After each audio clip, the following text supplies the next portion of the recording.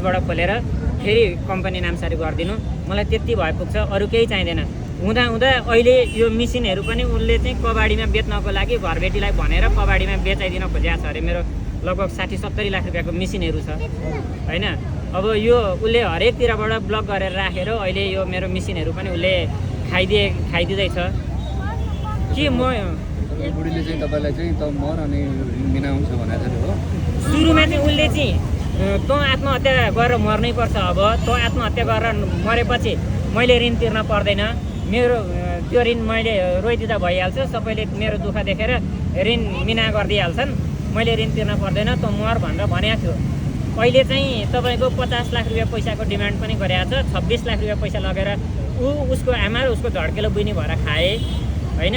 र बाँकी अहिले उसले आइज न त कम्पनी नामसारी गर्दै भनेर भन्दाखेरि विभिन्न जालघरहरू भरे आउँछु भोलि आउँछु भनेर पटक पटक मिडियामै पनि भन्यो। अनि ऊ आउँछु भनिसकेपछि मैले यहाँबाट प्लेन टिकट गर्न लगाएँ, प्लेन टिकट नि गरिदिएँ 2 पटक होइन। अब यो बच्चाहरूलाई कसले खाना दिएको 150 रुपियाँ पैसा जम्मा गरेर मैले राखेको पैसाहरू, त्यो पैसा पनि उसले प्लेन टिकटमा उडाइदियो। 16,000 रुपियाँ, 16,400 रुपियाँ पैसा होइन।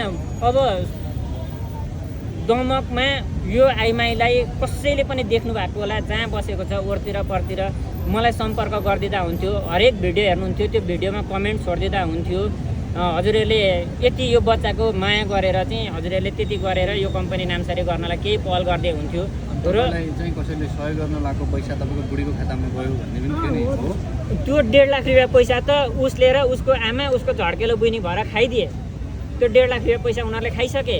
र यो चाहिँ आजभन्दा 3 महिना अगाडिको कुरा हो। कसैले सहयोग गर्न दिएको थियो? हजुर हजुर, मलाई चाहिँ जापानबाट एउटा अम्बिका यो टिकटकर दिदीले हालिदिनु भएको थियो। त्यो उसले चाहिँ त्यो दिदीलाई कसो गरेर अहिले जसरी यहाँ हामीहरूको मिडियामा चाहिँ उसले भिडियो पठाएर एउटा इमोसनल भिडियो के भन्छ त्यो रोएर के भन्छ मैले बोलेका कुराहरूलाई चाहिँ मैले उसलाई कतिपय कुरा फकाएका कुराहरू थियो होइन, कतिपय कुरा उसलाई मैले गाली गरेको पनि थियो, कतिपय सम्झाएका कुराहरू पनि थियो। ऊ पैसाको लोभी मान्छे, मैले पैसाको लोभ लालच पनि देखाएको थिएँ। त्यहाँनिर कहीँबाट 40 लाख रुपियाँ पैसा डोनेसन आउँदैछ, आइज यहाँ आएर यो कम्पनी नामसारी गरिदिए, त्यो पैसा सबै तँलाई दिन्छु भनेर भन्दाखेरि पनि उसले त्यो कुराहरू चाहिँ काटेर उसले चाहिँ मलाई यो पैसाहरू सबैतिरबाट रोकिदिएको छ कि। अनि रोकिदिएको कारण चाहिँ के भन्नुहुन्छ भने अब उसलाई यति कुरा थाहा छ, यति भइसकेपछि मैले उसको हातमा अब पैसा दिन्न भनेर उसले मलाई मार्नको लागि विभिन्न किसिमको षड्यन्त्र रचेर चाहिँ राखेको छ होइन।